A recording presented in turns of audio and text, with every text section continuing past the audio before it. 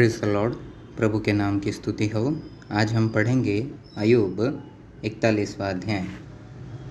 फिर क्या तू लिव्यातान अथवा मगर को बंसी के द्वारा खींच सकता है? वा डोरी से उसकी जीभ दबा सकता है?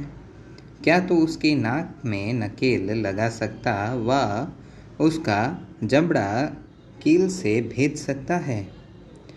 क्या वह तुझसे बहुत गिड़गिड़ाहट करेगा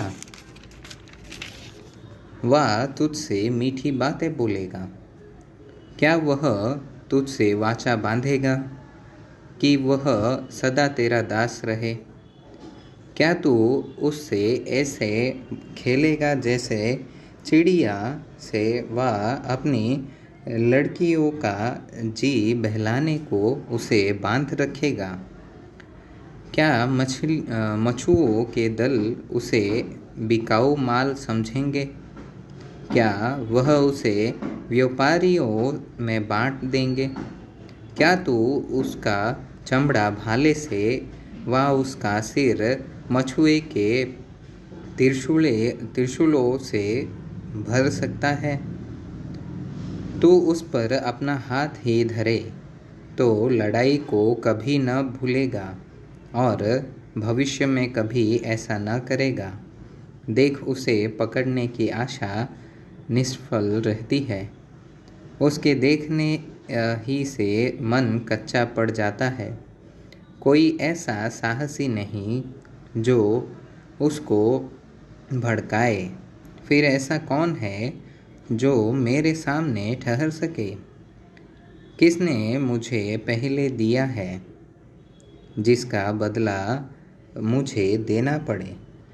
देख, जो कुछ सारी धरती पर है सो मेरा है।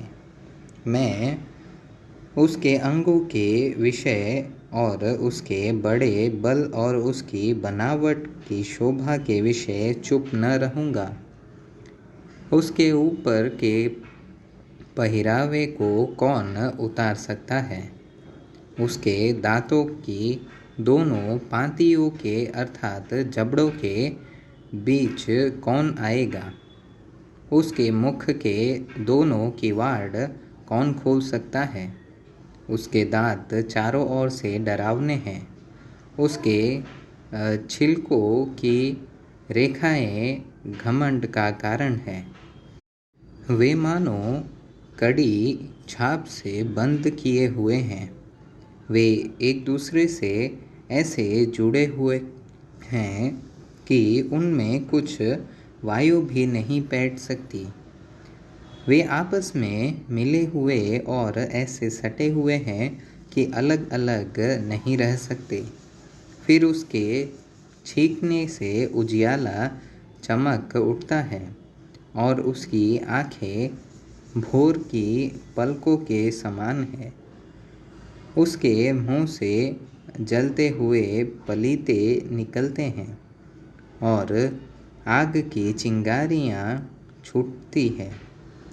उसके नथुनों से ऐसा धुआं निकलता है जैसा खेलती हुई हांडी और जलते हुए नरकटों से। उसकी सांस से कोयले सुलगते और उसके मुंह से आग की लौ निकलती है।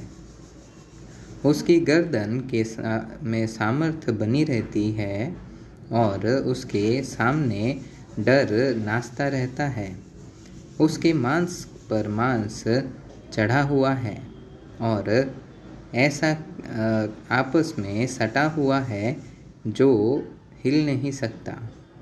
उसका हृदय पत्थर सा दृढ़ है वरन चक्की के निचले पाट के समान दृढ़ है। जब वह उठने लगता है तब सामर्थी भी डर जाते हैं और डर के मारे उनकी सुध बुध लोप हो जाती है।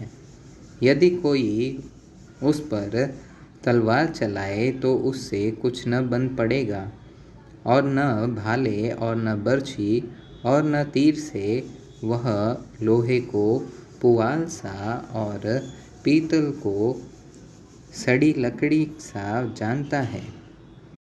वह तीर से भगाया नहीं जाता, गोफन के पत्थर उसके लिए भूसे से ठहरते हैं, लाठियाँ भी भूसे के समान गिनी जाती हैं।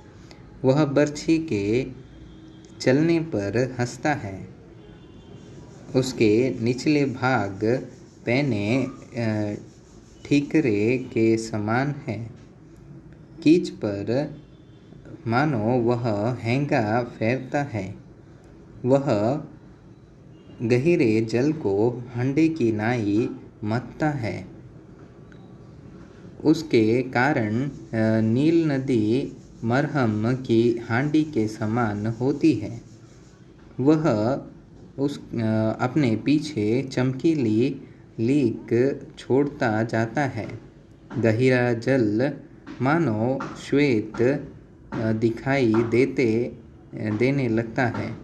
धरती पर उसके तुल्य और कोई नहीं है, जो ऐसा निर्भय बनाया गया है। जो कुछ ऊंचा है उसे वह ताकता ही रहता है। वह सब घमंडियों के ऊपर राजा है।